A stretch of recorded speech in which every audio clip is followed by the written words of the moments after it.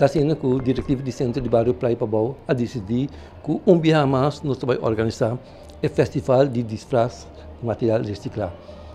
O festival aqui, no passado, já a bordo organizar acaba, mas começa na temporada de Covid, toda a atividade na para e também atividade aqui. Está sendo que a atividade aqui nós a partir de três, não? Nós temos parte para kleuters, de kleuterschool, e de dois grupos tá de eerste, tweede e derde klas, en de terceiro grupo tá de vierde, vijfde e sexta classe.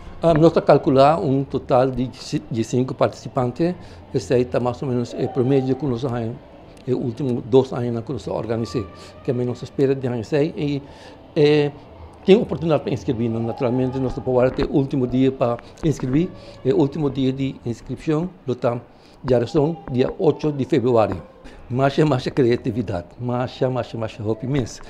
Me acordo que foi minha cabeça, ou muito a bem vestida truque de pique sushi, por exemplo, não? Então, algo mais bonito mesmo, criativo, e me espero que o seguinte também nós tenhamos a criatividade de participantes na trova, não? Então, a atividade que nós temos, que é maior também, mais de ajuda, não? Uma noite, sinta junto, mas na família grande, então trabalho disfraz e participar na atividade aqui. Outro papel de reciclagem, que todo o material não como ser usado em uma competência de reciclagem. O que não pode usar, por exemplo, comprar disfraz, não? Comprar costume, isso aí não é. Mas se o material não que usar acaba, que isso aí vamos se tornar bom disfraz. Nós permitimos se pailletes, letras, etc., que nós usa para dar na disfraz. É de mais bonita. 2, é de mais criatividade com o material reciclado. E de 3, speech. Nós temos speech também, como se trata meio ambiente.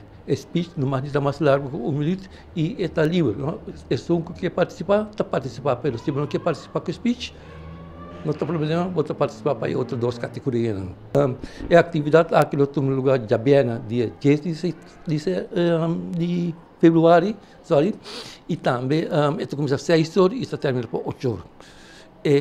Nós estamos cobrando uma entrada de 5 francos para a pessoa para participar na atividade aqui.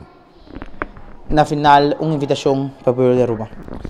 Sim, a invitação aqui não trabalha somente para o bairro de Praia Pabau, mas para Aruba em geral. Maior muito você é o único na família grande e participar na atividade aqui. Uma noite sinta junto e traga o costume e participar. Último dia para inscrever, para participar, está dia 8 de fevereiro para 6 horas.